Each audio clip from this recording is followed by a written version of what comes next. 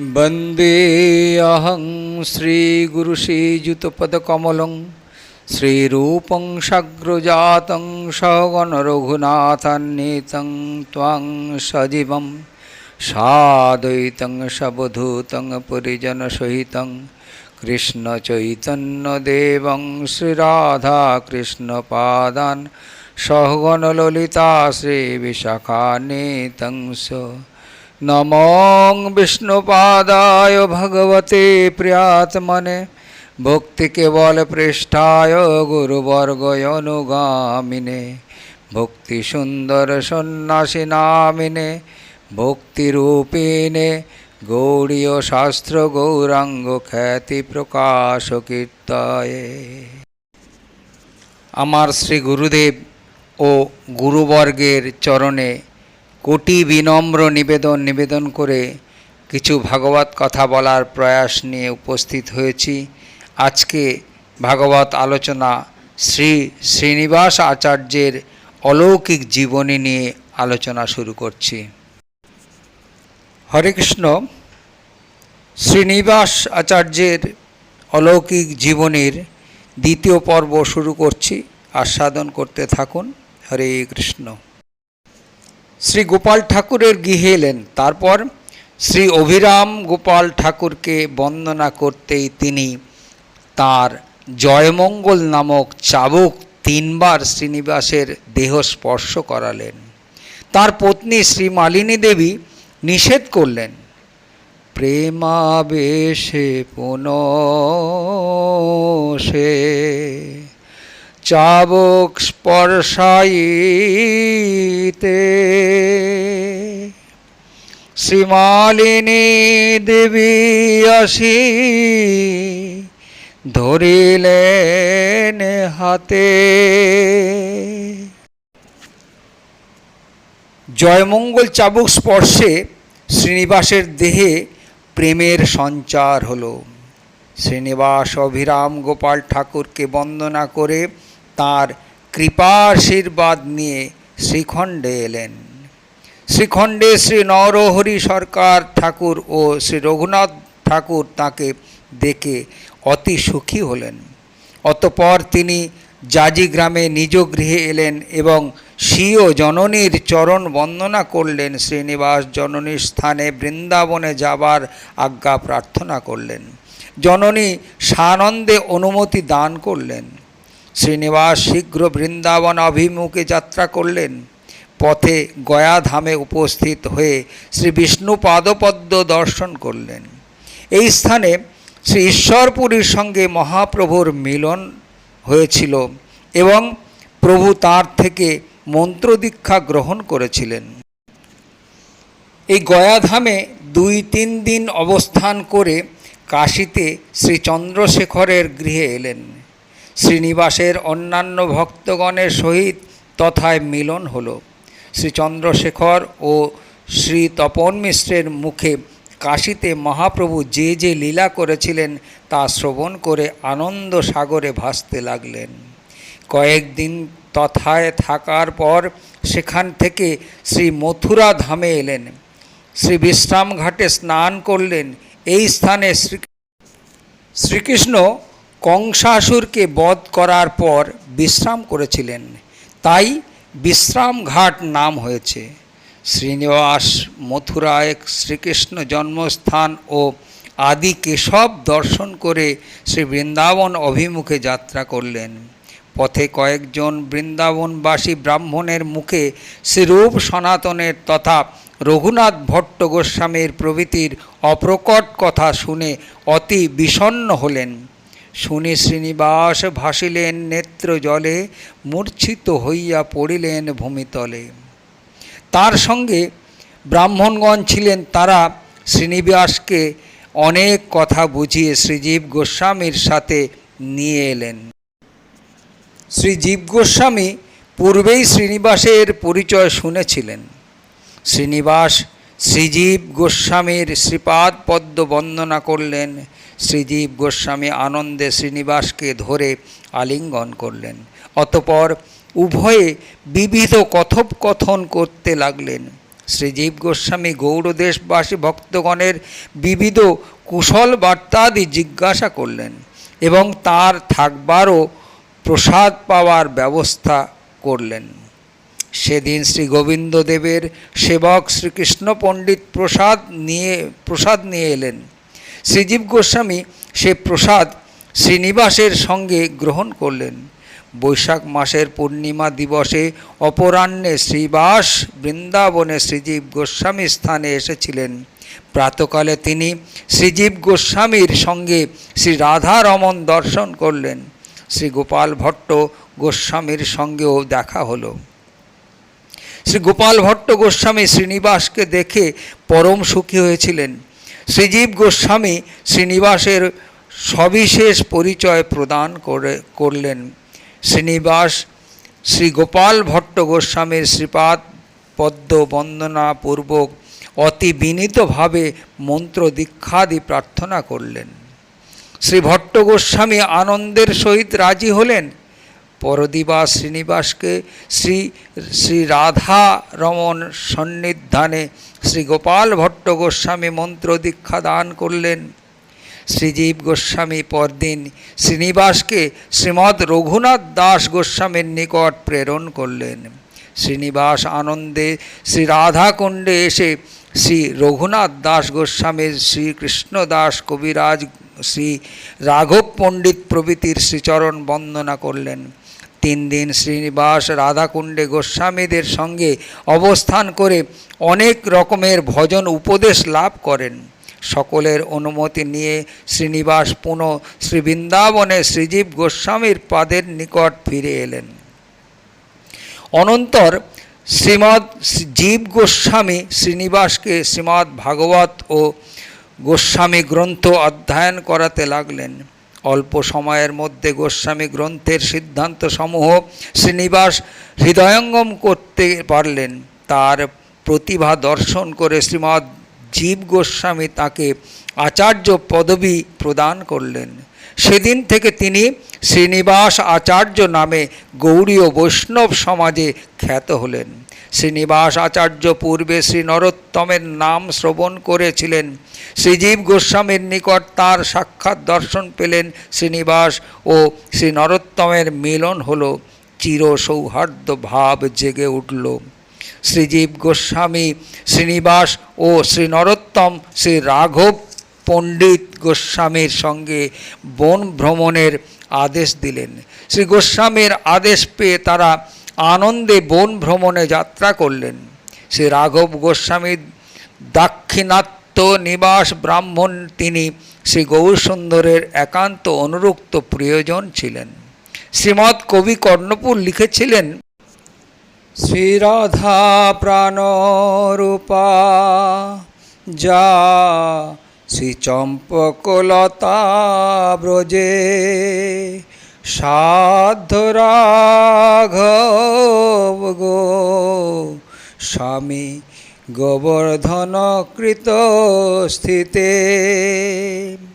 পূর্বে যিনি ব্রজে শ্রী রাধার প্রাণসখী চম্পকলতা নামে পরিচিত ছিলেন, তিনি বর্তমানে শ্রী গৌর লীলায় শ্রী রাঘব গোস্বামী নামে অবতীর্ণ হয়েছেন এবং নিয়ত গোবর্ধন গিরিরাজে অবস্থান করে শ্রী গিরিরাজের আনন্দ বর্ধন করছেন। শ্রী নরহরি চক্রবর্তী ভক্তি রত্নাকরের পঞ্চম তরঙ্গে শ্রীনিবাস ও শ্রী নরোত্তম ঠাকুরের শ্রী রাঘব গোস্বামীর সহিত শ্রী মথুরা মণ্ডলের 84 ক্রোশ ভ্রমণ প্রসঙ্গে অতি বিস্তৃতভাবে বর্ণনা করেছেন। কিছুদিন শ্রীনিবাস ও শ্রী নরোত্তম শ্রী রাঘব গোস্বামীর সঙ্গে বন ভ্রমণ করে বৃন্দাবনে শ্রীজীব গোস্বামীর নিকট ফিরে এলেন। এমন সময় দুঃখী শ্রীকৃষ্ণদাস শ্যামানন্দ প্রভু গৌড়দেশে থেকে ব্রজে এলেন। শ্রীজীব গোস্বামী তাকে দেখে বড় আনন্দিত হলেন। দুঃখী কৃষ্ণদাস শ্রী হৃদয় চৈতন্য প্রভুর প্রিয় শিষ্য শ্রী হৃদয় চৈতন্য প্রভু স্বয়ং তাকে শ্রীজীবের নিকট পাঠিয়েছেন।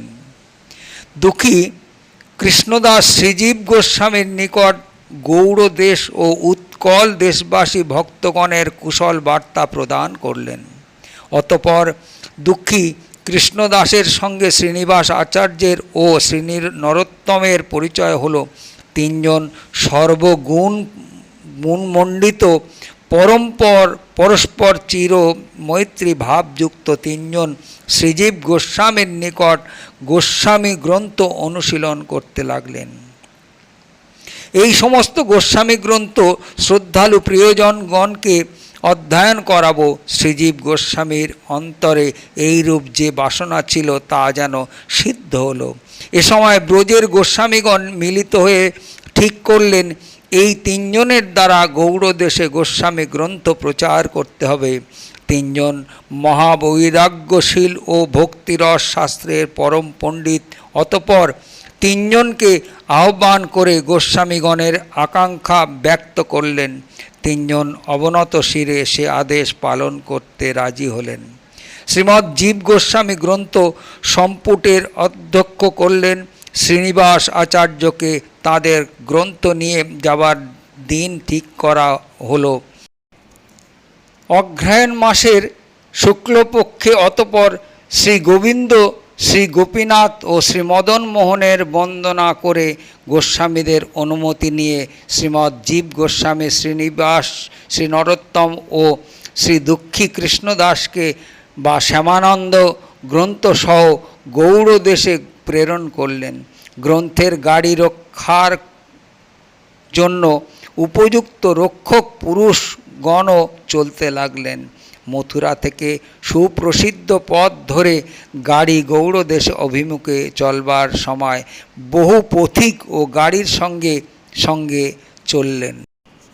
স্থানে স্থানে বিশ্রাম ও সংকীর্তন, ভোগরাগ প্রদান প্রভৃতির সুন্দর ব্যবস্থা ছিল। ক্রমে গাড়ি বনবিষ্ণুপুরে প্রবেশ করল। বনবিষ্ণুপুরের অধিকারী ছিলেন দস্যু দলপতি বীর হাম্বির। তিনি চরের মুখে জানতে পারলেন যে বহু লোক জনসহ ধনরত্নপূর্ণ এক গাড়ি গৌড় দেশের দিকে যাবার পথে বনবিষ্ণুপুরে প্রবেশ করেছে। তাই তিনি স্থির করলেন গাড়ি লুট করতে হবে। এদিকে গাড়ি বিষ্ণুপুরে প্রবেশ করতে সূর্যদেব অস্তমিত হলেন। তিনজন মন্ত্রণা করে ওই নগরীর মধ্যে সরোবর তটে উপবন প্রান্তে বিশ্রামের ব্যবস্থা করলেন। সন্ধ্যায় তথা সংকীর্তন নৃত্য আরম্ভ হলো। গ্রামের বহু লোক তা দেখবার জন্য ছুটে এল। বৈষ্ণবগণের অঙ্গ তেজ দেখে, ভজন কীর্তনাদি শুনে সকলে আশ্চর্য হল। রাজা বীর হাম্বির বারবার চর প্রেরণ করে খবর নিচ্ছেন, ভাবছেন বিধাতা বহুদিন পরে মনের স্বাদ মেটালেন। ক্রমে রাত্রি গভীর হলে বৈষ্ণবগণ প্রসাদ গ্রহণের পর গ্রন্থ পূর্ণ গাড়ির চারিপাশে শয়ন করলেন। সকলে নিদ্রিত হলে এ সময় দস্যুগণ সাবধানে গাড়ি থেকে গ্রন্থপূর্ণ সিন্দুকটি নিয়ে বরাবর রাজ অন্তপুরে এলো। রাজা গ্রন্থের সিন্ধুক দেখে বিবেচনা করলেন তাতে বহু ধনরত্ন আছে। তিনি আনন্দে আত্মহারা হলেন। দস্যুগণকে ডেকে বস্ত্র ভূষণ আদি দিয়ে তাদের প্রশংসা করতে লাগলেন। বীর হাম্বির রাজা মনে মনে বিচারায়, এই গাড়ি পশ্চিম দেশেরও সুনিশ্চয়। বহুদিন বহু অর্থ লাভ হইল মোরে, এরূপ আনন্দ কভু না হয় অন্তরে। বুঝিল অমূল্য রত্ন আছয় ইহায়, এত কহি গ্রন্থের সম্পুট পানে চায়। রাজা বীরহাম্বীরের একজন গণক ছিলেন। তাকে জিজ্ঞাসা করতে তিনিও বললেন, সিন্ধুকে বহু অমূল্য নিধি আছে।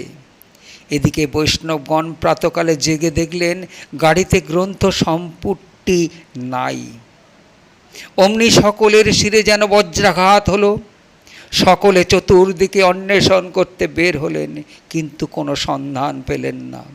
বিষাদে সকলে মৃতপ্রায় হলেন। কিছুক্ষণ পরে বৈষ্ণবগণ একটু ধৈর্য ধারণ করে বলতে লাগলেন, শ্রী গোবিন্দদেবের কি ইচ্ছা কি জানি, তার শুভ আশীর্বাদ নিয়ে যাত্রা করেছি, তিনি গ্রন্থ পূর্ণ সম্পুট বের করে দিবেন। বৈষ্ণবগণ এভাবে বলা বলি করতে লাগলেন। এমন সময় গ্রামবাসী দিগের কাছে শুনতে পেলেন এদেশের রাজা দস্যু দলপতি তিনিই এ সমস্ত জিনিস হরণ করেছেন। এদিকে রাজা সেই রাত্রে গ্রন্থ সম্পুট খুললেন, দেখলেন মূল্যবান বস্ত্র দ্বারা আচ্ছাদিত গ্রন্থ রত্নরাজি। পরে গ্রন্থগুলি খুলে যখন সেরূপ গোস্বামী এ নাম ও তার মুক্তা পাতির ন্যায় শ্রীহস্ত অক্ষর দর্শন করলেন, তখন তার জীবনের পুঞ্জীভূত পাপ দূর হয়ে গেল। হৃদয় পবিত্র হলো, শুদ্ধ হৃদয়ে প্রেমের সঞ্চার হলো। রাজা গ্রন্থ সম্পুট রেখে নিদ্রিত হলেন, তখন স্বপ্নে দেখতে লাগলেন। স্বপ্ন ছলে দেখে এক পুরুষ সুন্দর,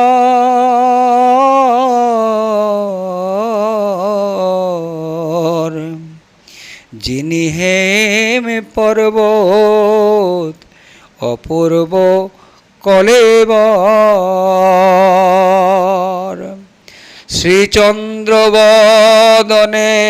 কহে হাসিয়া হাসিয়া, চিন্তা না করিও তেহ মিলিবে আসিয়া। হইবে তোমার প্রতি প্রসন্ন অন্তর, জন্মে জন্মে হও তুমি তাহার কিঙ্কর। জন্মে জন্মে হও তুমি বৈষ্ণব কিঙ্কর। হরে কৃষ্ণ। শ্রীনিবাস আচার্যের অলৌকিক জীবনী দ্বিতীয় পর্ব এই পর্যন্ত। তৃতীয় পর্ব পরবর্তী ভিডিওতে আস্বাদন করতে থাকুন।